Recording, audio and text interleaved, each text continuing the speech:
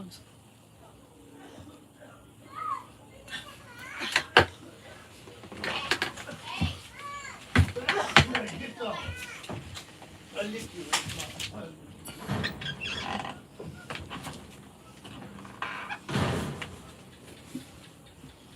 Right.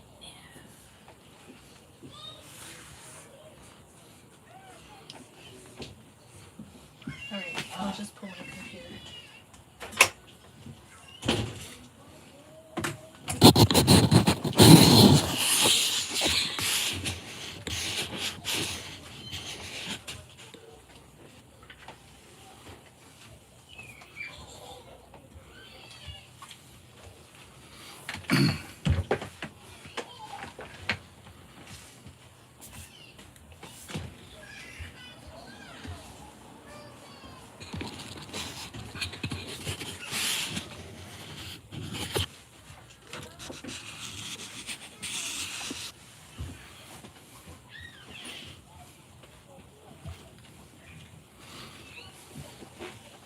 Aloha. We're a bit early. We're just giving everybody time to come on, and then we'll start to see. We already have people here on Instagram. We're also live on YouTube, and via Zoom we're on Meta. Every time I say Meta, I think about Zuckerberg and what's his name, Musk, officially signing the fight to fight each other.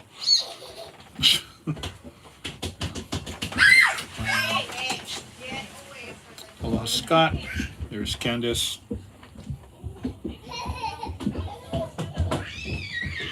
And Soul Kita. Aloha. Aloha mai kaua. And we are live here on YouTube as well.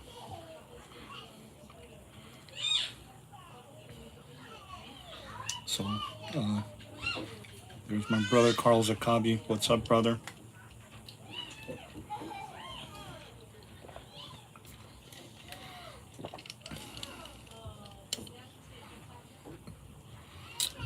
Earl and aloha. Mahalo no ka mea ai. Geneni Waipahu Ghost Stories. Rose and Rocks _ There's a lot. We'll get to those. There's Gary. Earl and aloha. Mahalo nui a olua. No ka mea ai. Mahalo nui. E hui kala mai. Aia wau ia ne I ma ko'ulumi. Ma kia live. Hey, Todd. And there's Terry. Terry, what's up? I just did a blessing on Bryson's house the other day, Wednesday. So he was the one that told me your car is at his father's shop. Small world.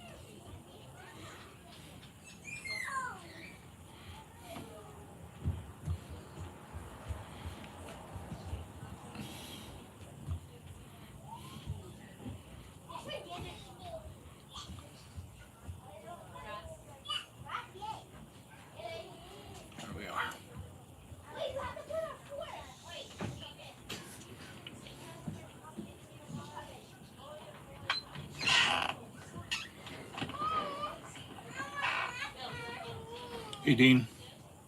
What's up, Dean? Okay. Freddie, Ho'omanava Nui. You must be the Ho'omanava Nuis from Kauai.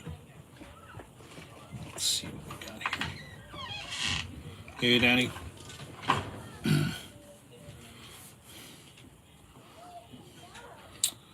Dean, brother, good to see you. Miss Sunshine, thanks for popping up. So this is very very informal. So it's not like, Hawaii Theater, the Mac, or Doris Duke. From Kona, I caught you. We're actually here tonight as Ohana and Hoa Aloha, Hoa Hanau. Just the family tonight. So this is very, very informal. I might even put on my glasses at some point. That's how informal it is. I was also considering earlier having my mead right here with me, Viking blood, but I forgot about it. So it's just me and the Vi. Well, Miss Sunshine, thank you.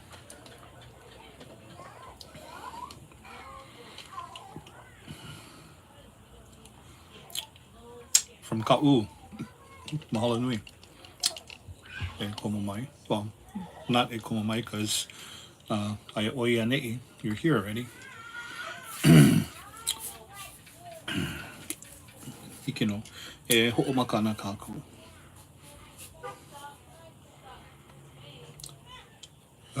Ka haia nā Hawaii lo ka hia kulike. Olu kamana o ha'a kukulana. Aho nui ala nā kila. Aloha mai nā Hawaii o ke aloha no kaumea nui. E o mai nā Hawaii nā pua nā lei. Nā mamoe. Ala mai ka la hui laula kaulana o mai ka lehu lehu ha'a he o oia nā Hawaii. Aloha e.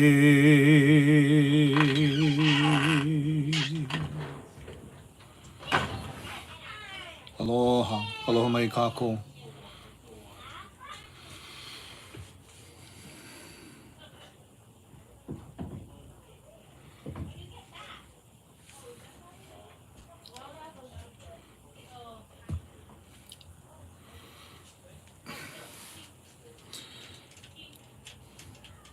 A few years back, when we did our first return to the MAC, the last time I told stories at the MAC, that's Maui Arts and Culture Center,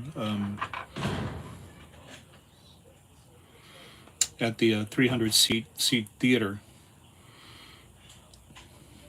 I think it was about 2006, 2007-ish. And I hadn't been back since. I was supposed to go the following day, but I got really sick the night before and I couldn't make it. And so Kumu Hokulani Holtz had invited me to come and, ha'i mo'olelo. And I did. And the second we drove into that parking lot, I felt, well, this is the previous time, before we came back in 2016, 17. Drove into the parking lot at the MAC and just felt, kakala, like, my ili was just tingling. And so Kumuhukulani explained that the area where the Maui Arts and Culture Center was sand dunes, and that's where the battle between Kahikili and Kalani'opu'u happened. And if you know the history of this battle, and Sorry. I'm so sorry. bubble wrap on the floor. So it's not farts, it's bubble wrap.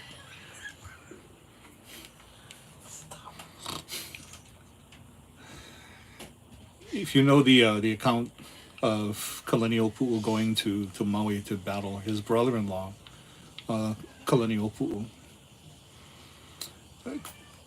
Kalani'opu'u was brilliant in warfare, and just loved to make war, to go to battle.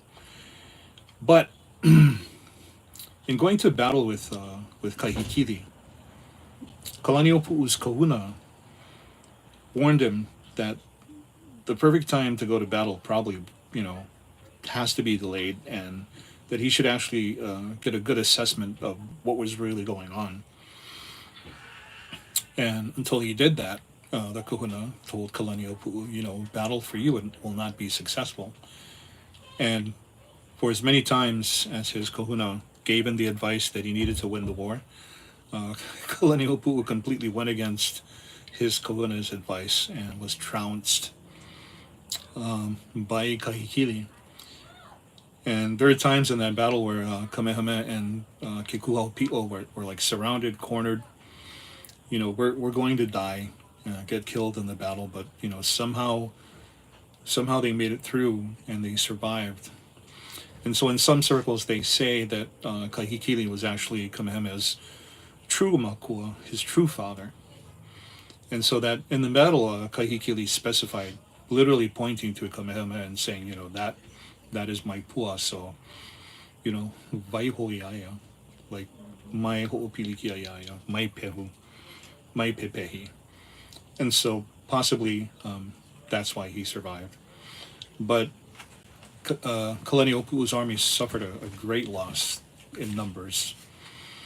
And so Kumahokulani mentioned that there were lots and lots of iwi that were found in those sand dunes when they were developing what used to be the new area in the Wailuku area. I said area twice. The new development, especially near that hail, in Wailuku and Kalamai, ua puina wau ka'inoa o kila wahipana, kila wahikapu.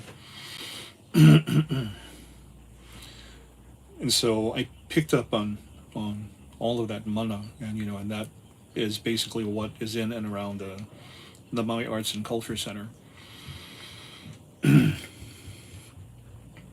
So we went back in 2016, and I think I'd gone there before, and I met George Kaimiola.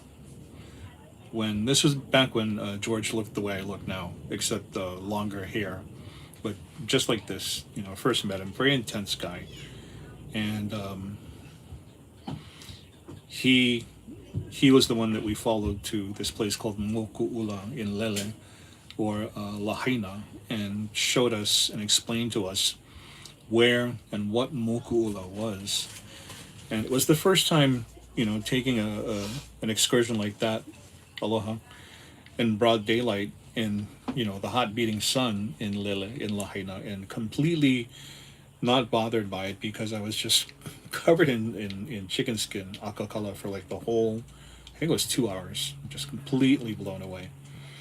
And so when we went back the second time, I kept telling my wife, this is, something you have to experience. And so got a hold of George, and he met my wife and I, and we had breakfast, and then we proceeded out to Moku'ula. And the second time was even more intense. It really was, and to cross that baseball field, that red dirt baseball field behind Waiola Church, and see the salt deposit, on the dirt, and to hear that from George that the area we're standing in was once this water fair, this waterway called Moku'ula, and feeling all the mana from it, it's just mind-blowing. And George was nice enough to introduce us to some of the local historians, the Hawaiian people who also were the friends of Moku'ula. And such a powerful place, so chock full of mana. And so when this fire swept through Lele, through Lahaina, and devastated not only the place but the people, the first thing that struck me was Moku'ula. And needless to say, because we already know what the result of those fires were. And someone posted that the physical part of Lahaina may be gone, but the history is in the land. And so the history is not gone from Lele, from Lahaina. It's still there.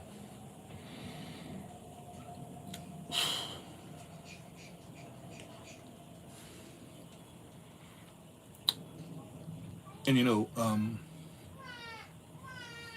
those videos, they're hard to watch, and I really hope that after Lele and Lahaina is brought back to life, I really hope that the governor and the mayor of Maui are compassionate enough and forget about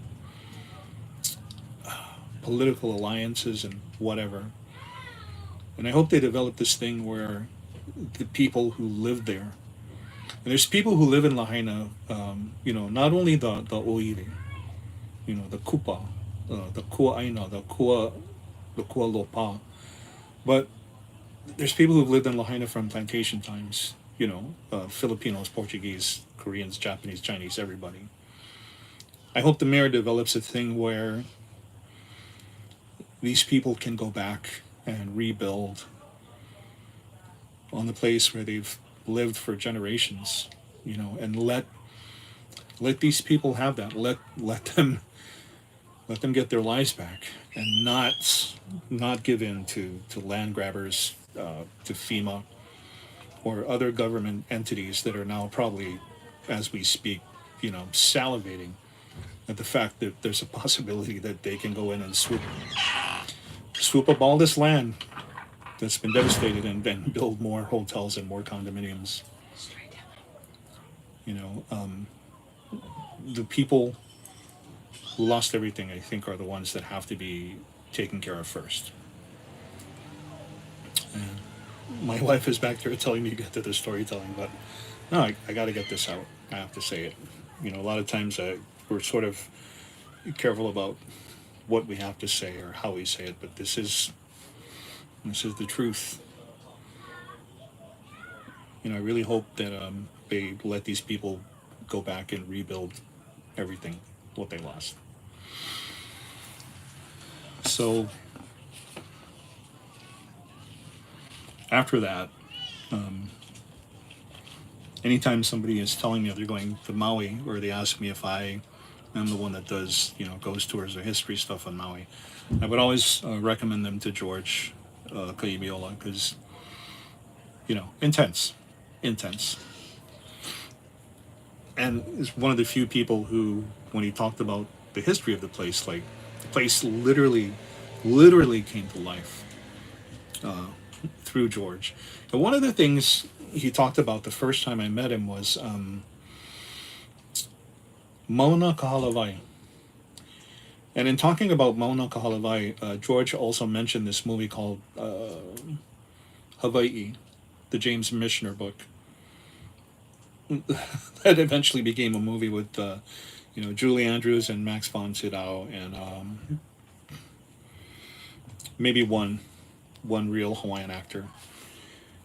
And one of the things he talked about was the scene in the movie where the great, the Makani Nui came through Lele and decimated everything, just destroyed the church, in the movie. And so George said the original Waiоla church was that church. And it was because Mauna Kahalavai, literally where the mountains meet, form this natural funnel. And so the wind that came through that natural funnel that would come through Lele would decimate everything, just wreck the hell out of it. And I think he also mentioned that the Hawaiians had actually told the minister, I forget his name, kalamai to your ancestors and your descendants. If you know the name, please post it here. To build his church with the doors in alignment facing toward Mauna Kahalavai. So in case, Makani Nui comes by, it can go right through the doors and the church won't be destroyed. But apparently, because we were heathens and savages and we're not civilized, we didn't know what we're talking about. So he built the church with the doors aligned this way instead of this way. And so the next time when that Makani Nui came through Mauna Kahalavai, it just completely wrecked the church.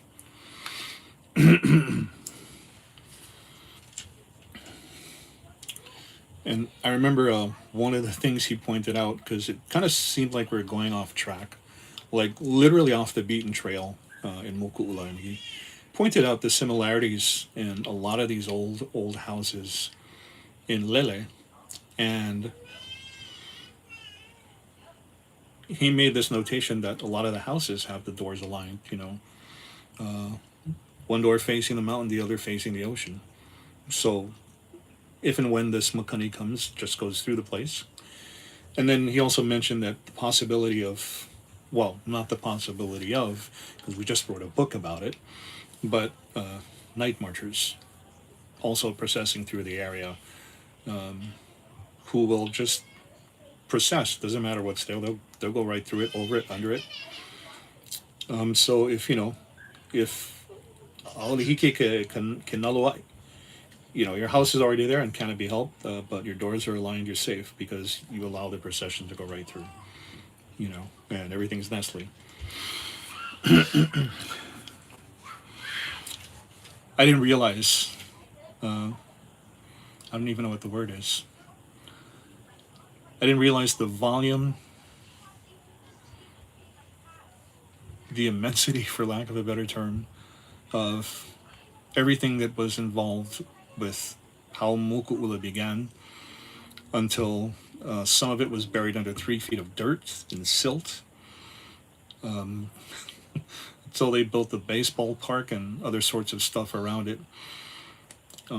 Finding Evie and everything, and how they handled that or did not.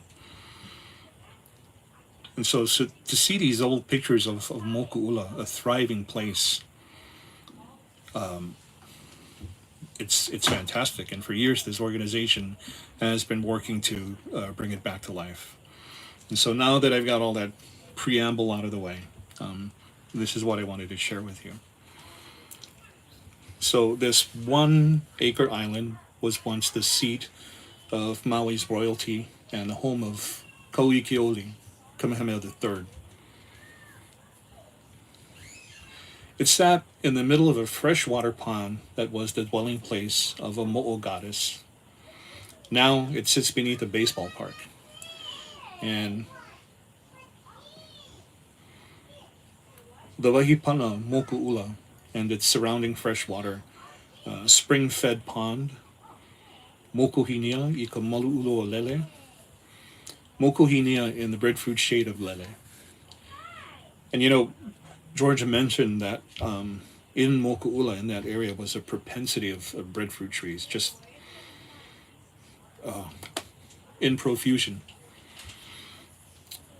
And it was possibly because, of this place. So it was used by Maui Ali'i 7 generations before Kamehameha the Great. And this is going back to Maui's Ali'i Pi'ilani, Kamo'i Kane Pi'ilani. Pi'ilani was credited with unifying the entire island of Maui. And Pi'ilani ruled from this island in the center of Lahaina, or today which is known, as Lahaina, back then Lele. And his residence became associated with the mo'o who lived in the adjacent fish pond of Mokuhinia and guarded his royal family. Pi'ilani and his deified daughter, the mo'o Kiho'ahine, established Moku'ula as a sacred place. And so what we mean by his deified daughter is that the daughter, Kalame, teasing me with the sneeze, not coming through, not nice. So what we mean by his deified daughter is that his Kitimahine Uahala, Uamake, she passed away. And so they took her bones, her iwi, and they deified her through a ceremony called Kuka'ai. They deified her bones and turned her into this aumakua, of this ohana. And so Pi'ilani and his deified daughter, the mo'o Kiho'ahine, established Moku'ula as a sacred place. So I want to point out to you, and I've learned this from our good friend Alohalani Brown, that mo'o in description is not necessarily like a dragon like how you see on Game of Thrones. According to newspaper articles in the Hawaiian language, some Hawaiians have said that they've seen the mo'o in the in the nahele, the kohivi, as translucent beings before they assume this other form.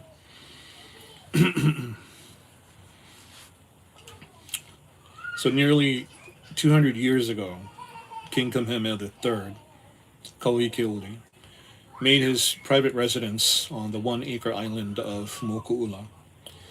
And during that time, it was still the center of the unified Hawaiian kingdom.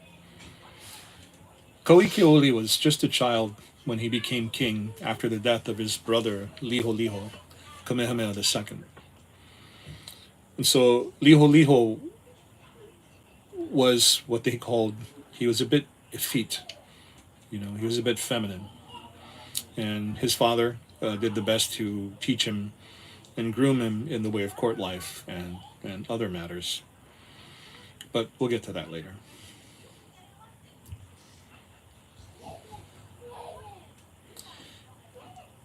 After his brother died, Kamehameha II, in 1825, Ko'ikioli was ushered away to attend the king's affairs, only returning to his childhood home for a visit like 4 years later. And after the death of his beloved sister, Nahi'ena'ena, King Kamehameha III returned to Moku'ula and took up residence on the small island to be near his sister. And from there, he ruled until moving the Hawaiian capital to Honolulu in 1845. And so, Nahi'ena'ena and Ko'ikioli were not only a brother and sister, but they were the result of Ni'aupio. And so Ko'ikioli was very, very, very much what we call today old school, still practicing the culture. And there were stories of Ko'ikioli and Nahi'ena'ena in the forests gathering things to make lei and, doing oli, love chants to each other. They'd fallen in love, and in the typical Ni'aupio style were going to be married. And they had a child that did not survive, and so there was conflict. Because now there had to be some reconciliation between, this type of living, according to, I won't say the old traditions, but the Hawaiian traditions, such as they were in that capacity, and the influence of Western thought and belief.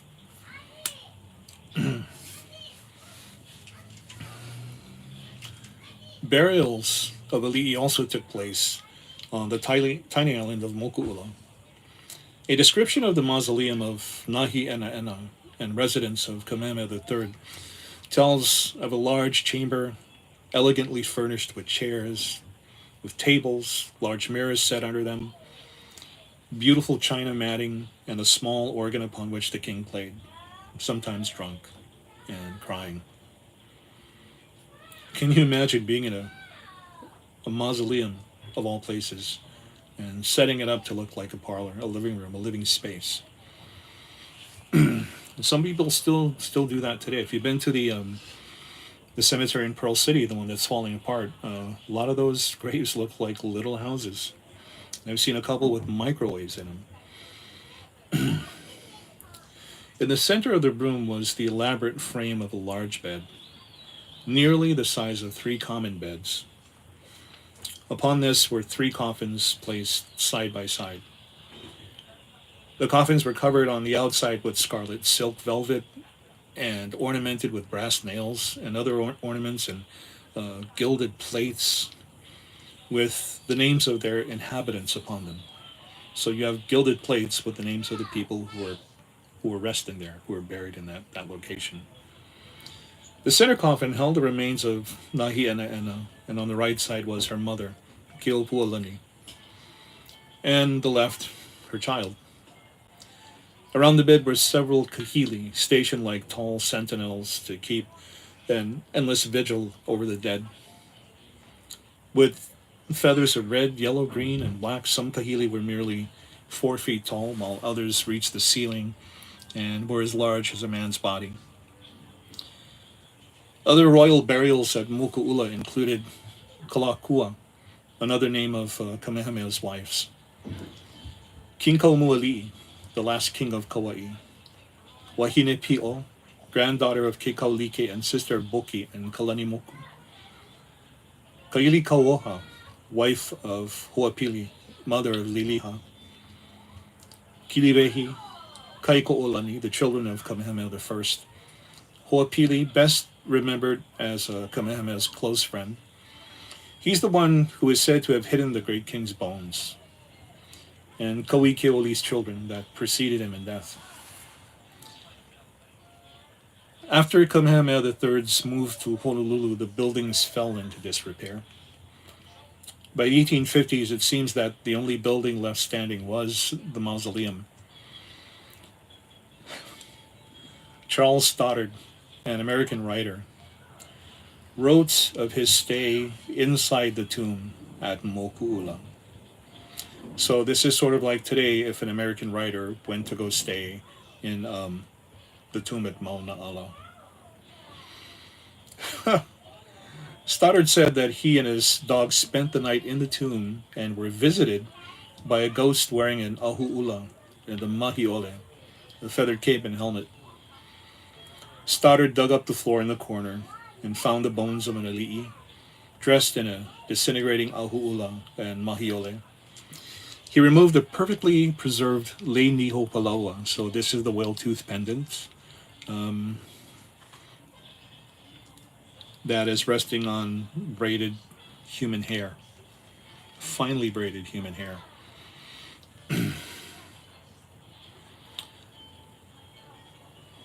So the one he found, of course, signified, an elite status. And Charles Stoddard kept the lei niho palaua for himself. Typical. In 1884, Princess Pauahi had the remains of her ancestors removed from Moku'ula to ensure proper respect for the mana of her ancestors. It is said that when 3 of the coffins were opened, before moving them for burial, there were no bones inside. There was only sand. Many Hawaiians believe that the bones of these ali'i were hidden away, like they did in the old days. Even after finding no bones inside, the coffins were placed on a wagon to be drawn by a team of horses. It was night, and a procession of people carrying kukui torches stood by to accompany the chiefs on their journey. The solemn procession took a long time to get started because the horses could not move the carriage. So these are horses who cannot move a carriage of coffins with nothing in it. And try as they might, the horses could only stand and rear up. Some of the kupuna in attendance that day believed that the spirits of the ali'i were unhappy about being disturbed. Those who knew the old prayers spoke to the aumakua, and the horses were finally able to pull the wagon to the cemetery without any trouble. See, you hear my babies?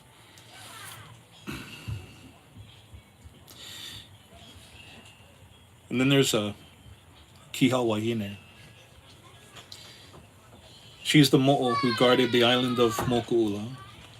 And people said they often saw her sitting there, combing her long, beautiful hair. It was said that if anyone defiled the pond, the mo'o would grab them by the foot and pull them underwater. Now, how many times have we heard that story? Right? So, if you don't get it the first time, no point explaining. It was then necessary for Kahuna to pray over the pond so that the body would come to the surface to be removed.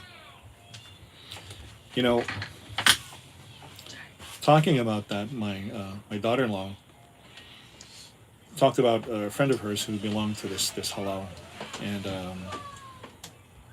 one of the girls, the boyfriend, disappeared, and so I forget where they went, but they went to the edge of the water, and they began to do this oli, and the water was just bombastic, and as the oli went on, the water calmed down, and the body of the missing boyfriend floated up to the surface. So that's why these prayers of this kahuna must have had something to it for the bodies to come to the surface. So according to genealogical chants, one of Pi'ilani's daughters, Kihawahine Mokuhinia Kalamaula, was deified into the mo'o of Mokuhinia Pond, becoming the royal family's protector there, Aumakua. And Kihawaihine often lived in the island's grotto and often changed herself from a large black reptilian figure into a woman and back again. However, it is said that Kihawaihine was the only Mo'uahine that was able to travel to different islands. Now, there's something to that too, because in on the west side of this island, Oahu, in Kaniana Cave, there is a mo'o that people have seen her living human descendants feeding her, washing her. And so that mo'ohine is kula'ila'i. But people have also said that they've seen kihoahine in that same location, Kaniana Cave. This I believe. This mo'ohine was the goddess of Kamehameha's sacred wife, Keopualani. When she joined his household, Kamehameha's household, Kamehameha himself set about to enlist the help of the Mo'akua, Kihawaihine, in his quest to unify the Hawaiian Islands. So Kamehameha was smart, you know. Every person he acquired in his circle, he appeased their akua, their aumakua, to side with him, to ensure victory in battle.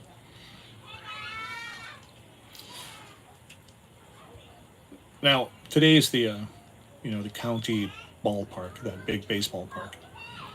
So when the monarchy finally moved to Honolulu in 1845, so when Ko'ike'oli switched the seat of power, when he finally was told and sort of got it into his head himself that it was time to stop grieving for the loss of his mother, his beloved Nahia Na'ena, to stop drinking and indulging in things that were not productive for the people of the kingdom. When he was finally told, and I believe somebody grabbed him and shook the hell out of him and told him, get your you-know-what out of your you-know-where and become the king. Become the elite we need you to be. So once he got all that going and put all the pieces together, that's when he realized it was time. And so moving the seat of power from Moku'ula, from Lele to Honolulu was also his way of, in one aspect, putting all of that behind him, but not forgetting it. I guess he figured out a way to honor the past, but not to live in it anymore. Oh, Ram X3, thank you. The sugar planters back then diverted water sources to their cane fields, and the ponds became a stagnant, mosquito-infested marsh, and that's Moku'ula. So in 1914, the ponds were filled in for hygienic and development purposes, and all traces of Moku'ula's sacred history and significance were buried. In 1933, archaeologists excavated more than 16 test pits in the park. 1993. Where were you in 1993 in Lele? The dig exposed a Hawaiian burial, bone fragments and other artifacts, and portions of a stone wall that once surrounded Moku'ula Island. Wooden planks that appeared to be part of a dock were also found in remarkably preserved condition, buried in 3 feet of dirt. So in 1995, county parks contractors were tasked with replacing a deteriorated backstop at a softball field that was built over Moku'ula and Mokuhinia. However, the contractors moved a few feet from the original backstop site into an area that had not previously been disturbed. And in doing so, the workers dragged up fragments of bones and other cultural artifacts from 6 feet below the surface. Although the county had an archaeological report on site and knew of its significance, digging in the previously undisturbed area proceeded anyway. So they knew it was there, they didn't care. The contract for the work noted that the area is culturally sensitive and required all work to stop if artifacts were uncovered, which they were. But that's not what happened, and the digging continued. So by the time the work was finally stopped, after residents complained that the work continued even after the discovery of the bones, 7 holes, each of them 6 feet deep and 3 feet wide, were dug and then filled with concrete without regard to any of the artifacts that were uncovered. Under state law, historic preservation officials must be notified when a permit is required for construction at a historic site. An archaeologist should have been assigned to observe the excavation, but the incident at Moku'ula seems to follow the continued practice of developers to do it anyway and apologize later.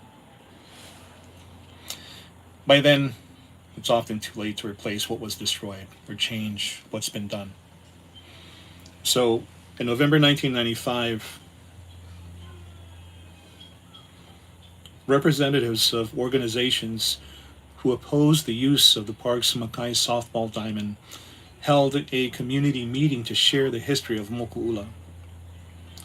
Then Mayor Linda Crockett Lingle called a boycott of the community meeting, saying that Maui County representatives would not participate in the meeting and nobody from the administration attended.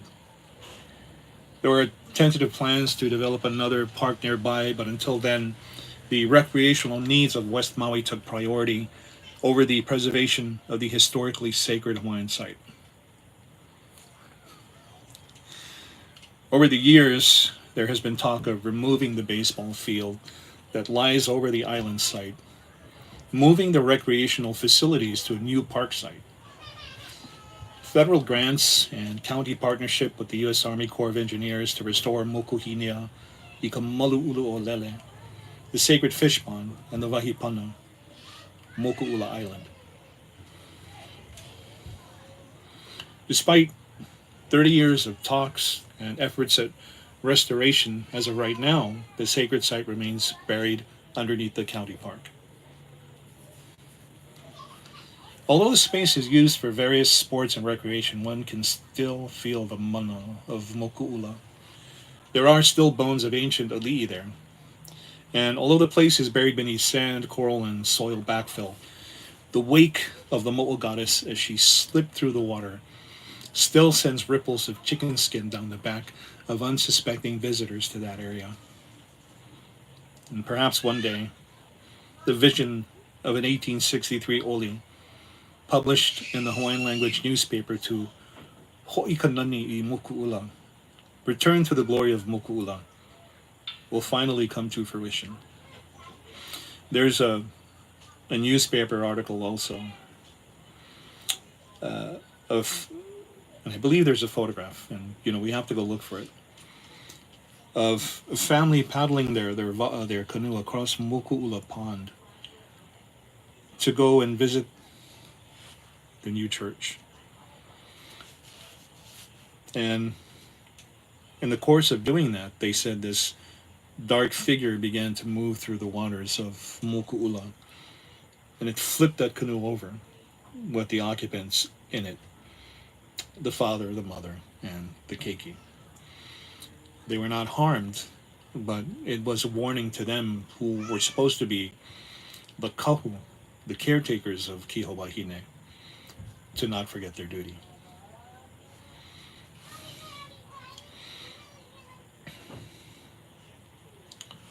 So, I got it right. It was 2015. And so, like I said earlier, I was invited to tell stories at the Maui Arts and Culture Center. And while I was there, as I said earlier, my wife and I had the privilege of meeting up with George, and he took us to Moku'ula. And through his arrangement and composition of his hua olelo, his historical recollection, in the heat of the Lahaina day, he brought Moku'ula back to life by painting all these beautiful landscapes, these vistas, these tableaus with his words.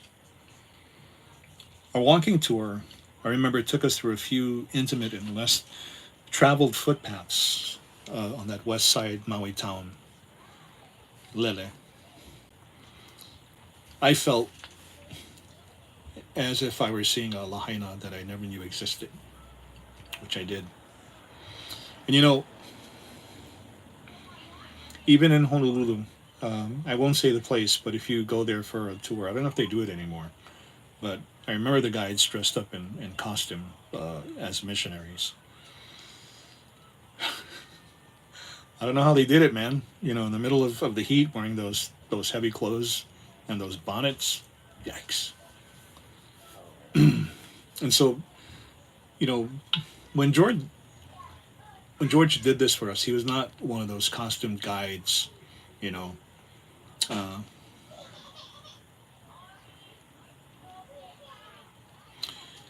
George was intense, and he had an intense presence and an obvious deep commitment to his culture. Enabled That's what enabled him to, you know, not really storytell so much, but to channel those most ancient and honorable ancestors of Moku'ula. Through them and through George, we were able to see Kamehameha's Peleleo fleet of war canoes that blackened the harbor of Lahaina for miles as he came in search of Keopuolani. We saw through George's words the sacred birthing stone called Hauola that received the afterbirth of high-ranking female Lali'i. As a result of the low tide, we're also humbled in the presence of a mo'o deity, whose eyes in magnificent shape peered up at us from its dark, watery home. And we posted that picture. Through George's words, we met those foreign sea captains who sought to placate Kamehameha the Great by building him a red brick house that would serve to be anything but, what's the word? Not hospitable, anything but hospitable, but just claustrophobic. And they did this with the hopes that, you know, our Makualani, our royal father, would enjoy his new home and possibly refrain from charging these sea captains a great deal of their bounty to anchor their vessels in his harbor. He charged them $1,500.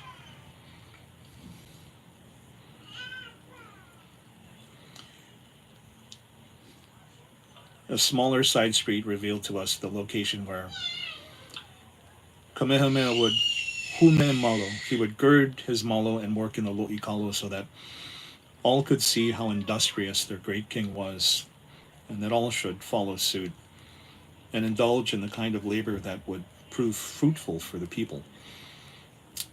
And that was the great thing about our Makualani. He would say that everyone must work. Every able-bodied person must work. It was the only way that the Aina would be successful.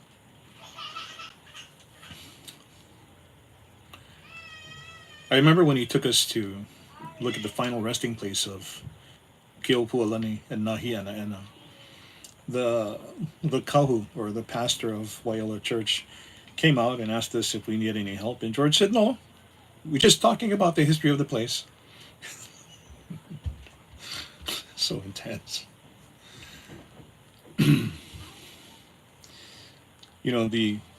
The ancestors, the kupuna, literally spoke through George, and George relayed their hua'olelo, their words.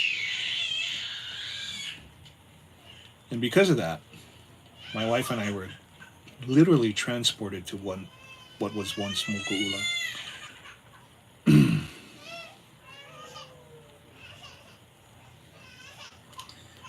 And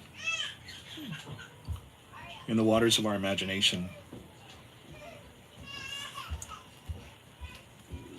born from George's words, we could see the dark shape that moved effortlessly and without hindrance through the waters of Moku'ula. And of course, this was Kiho Wahine, the beneficent Mo'o goddess of that place. And then in a moment, we were back, and the tour was at its end. You know, that's really not the right description of what George shared with us. It was an experience. And it's because of that today, with our own business, I refer to what I do as an experience, partly because of how George channeled everything from the past. So when I remember George, my recollections of George are like, I remember his humility and his direct sense of humor and his knowledge of things past, present, and yet to come. Attributes like this alone are, in and of itself, a priceless treasure. To stand with George Kaimiola in these important places is to witness the conjoining of past, present, and future in a single moment. It's as if time, in all its myriad forms, moves around you while you yourself never change, never age. That alone is not a mere tour conducted by a manuscript-trained guide. On the contrary, it's an experience given by a trained ha'i mo'olelo, whose job it is to transport you to magical places by combining a cabal of words that leave you spellbound, mystified, and just boss up. Our Hawaiian gods and our kupuna move through only a select few. And those few understand that they are the instrument through which our ancestors speak. And at the same time, they remain humble, these people.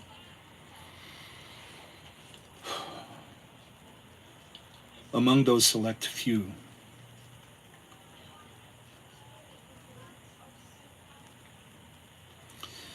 sits George Kaimiola. So, mahalo, George, for your mana. And when the time comes, many, many years from now, I will meet you at Kani Unamutu.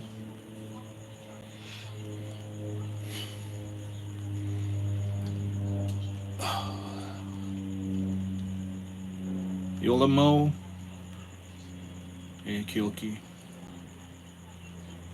Kaimiola. Yola Mo e.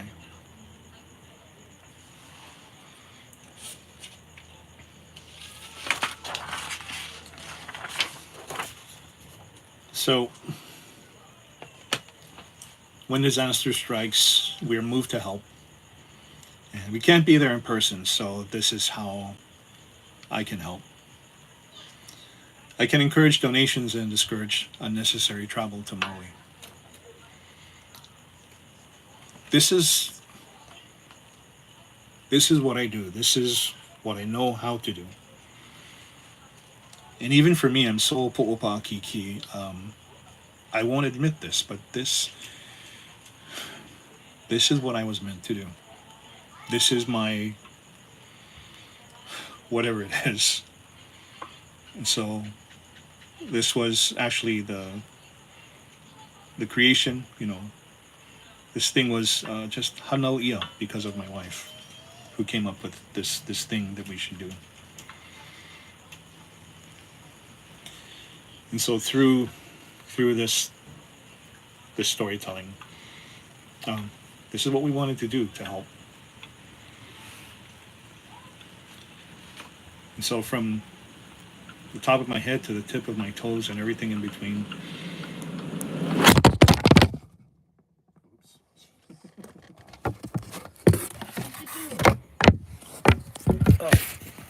Kill it.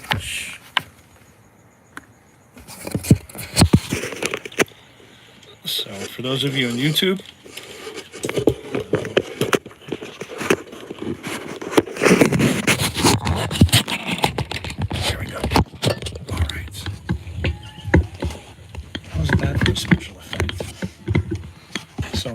friends on YouTube, we got them over here, and this iPad just jumped right off the thing. Just jumped right off it. Gravity happens. That's right. Gravity happens. You didn't see it, man, but the thing just jumped right off the holder.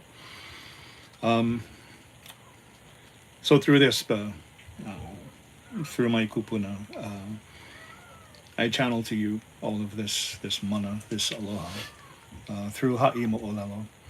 And it's our way of contributing and our way to kokua. So we thank you all for joining us on this fundraising drive. The storytelling event is free, and you do not have to donate anything if you don't want to.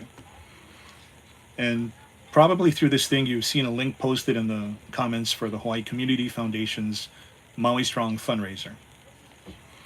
So it's important to note that we, Mysteries of Hawaii, we're not handling any of the donations ourselves. Everything you send via the link posted will go directly to the Hawaii Community Foundation for disbursement to Maui residents. And so doing this, we wanted to drive all of these donations in that direction. So that way, people don't misunderstand, about how the money's being distributed, dispersed. So we don't touch it. We're sending it that way through Hawaii Community Foundation. And so Hawaii Community Foundation is not the only way to donate. And there are many worthy organizations that are also coming to the aid of Maui's people. We chose Hawaii Community Foundation because of its reputation for distributing donations where they are needed. So this is not going to be one of those things where a bunch of money is given and then everybody's like, where'd the money go? What happened to the money?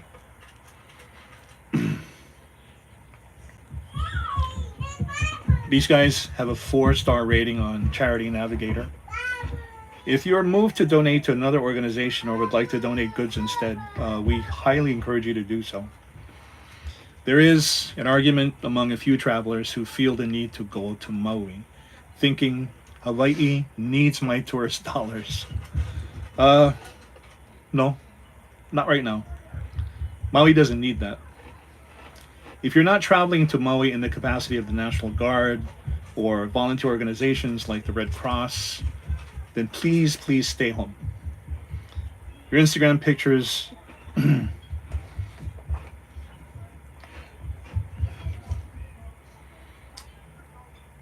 families that are devastated by the fires need much more than your Instagram pictures. Maui officials have been evacuating tourists and asking others to not come to Maui at this time. Their resources, including hotel rooms and rental cars, need to be spent on residents and emergency personnel.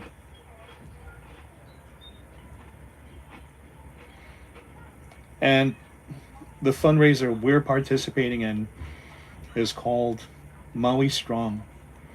But as one Hawaiian put it, we are not Maui strong, we are not Big Island strong, we're not Oahu strong, we're not Kauai strong. We are Hawaii strong. Together, we can make a difference.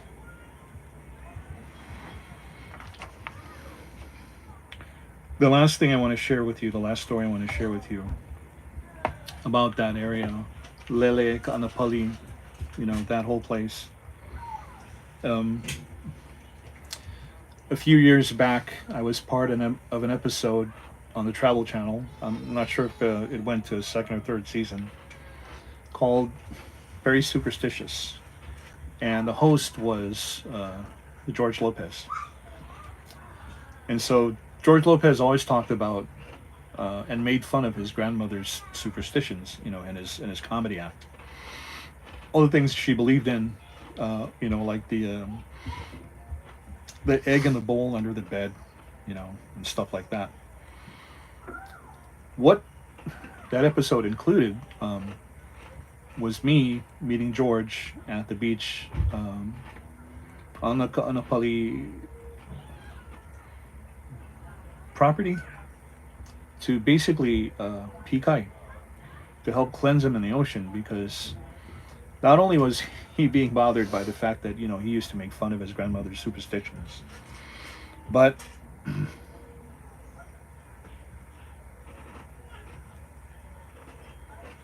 but he was really close friends with Charlie Murphy, and so they were traveling the circuit together, doing comedy, and Charlie Murphy was sick, and so on the night that Charlie Murphy died, George was supposed to have gone with him or to go meet him someplace, but decided to go do something else. And so when he chose to go do that something else, he found out that's when Charlie passed away. And so George said it had been bothering him for a while, like, the guilt was really heavy. And so the Pikai involved putting a braided tea leaf layer around him, and very simple, telling him to immerse himself in the ocean 3 times. And I told him the prayers that were supposed to go along with it. And that on the 3rd time, he was supposed to immerse himself completely to the point where the braided tea leaf lay comes off. And then when he resurfaces, there will be a sign that will appear that the Pikai has happened, and that all the things that burdened him were now gone. And right after that, George jumped in the ocean, and we put the braided tea leaf lay around him, and he did what I asked him to do. The 3rd time he went completely under, the tea leaf lay came off and sort of floated like this on the surface of the ocean, nearly like a circle. And as it did that, and I'm surprised they didn't capture this on camera for the episode, but maybe they weren't supposed to. But as the braided tea leaf lay forms like a semicircle like this, a honu, a turtle, swims up and surfaces right in the middle of it. And so that was the sign to George that the Pikai had happened and that his burdens were relieved. And I'll tell you that those couple of days, we not only got to briefly meet and sort of get to know one of the great comedians of our time, but very, very, very human being.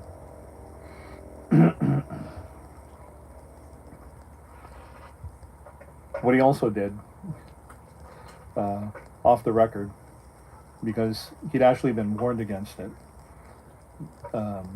there's that pulley on that property, Kahikili's Leap, where the chief Kahikili would jump from a very high position, and he was known for doing that. Very brave. And I guess the geography of the land changed over time because now it didn't seem too high. But early in the morning, just as the sun was coming up, George Lopez went with someone who was recording it on video on his cell phone from a good vantage point, so you could capture the whole thing. But very early in the morning, sunrise, as soon as the light is coming out, George texts me this video on my phone, and it's the video of him jumping from Kahikili's Leap. And under that video, he texts, "Now Charlie has gone and flown with the angels."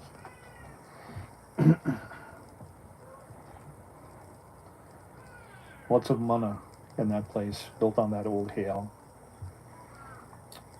But if you don't, back then, if you didn't get out of Lele at a certain hour, there's traffic, lots of traffic.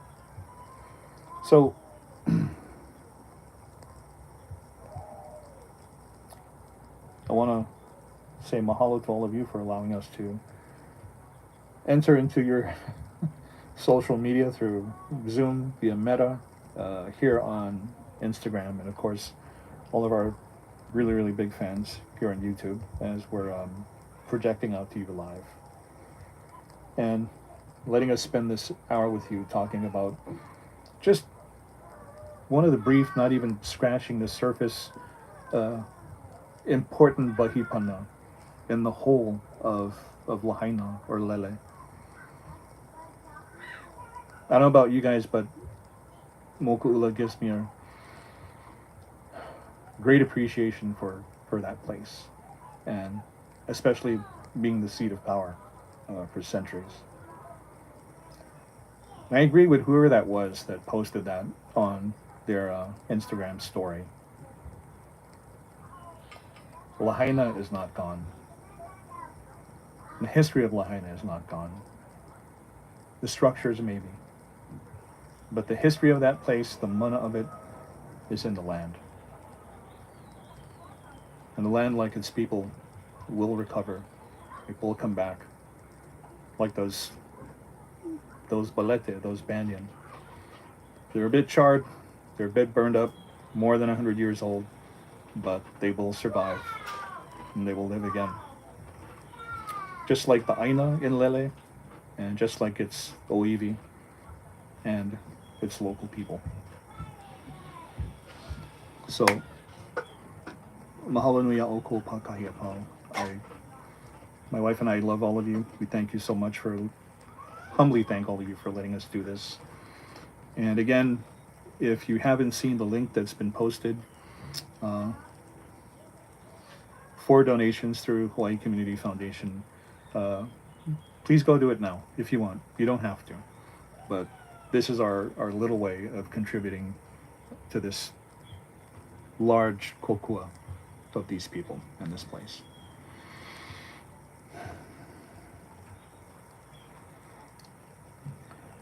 Thank you so much.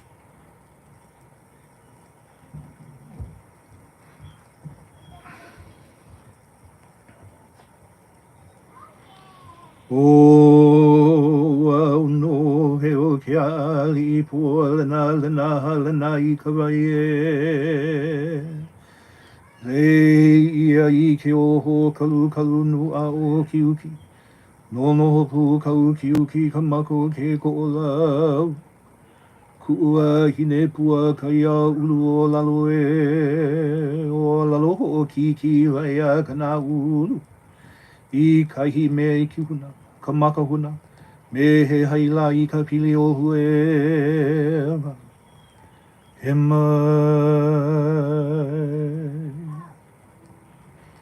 I conclude with this oli that talks about the beautiful places in the area in which I live.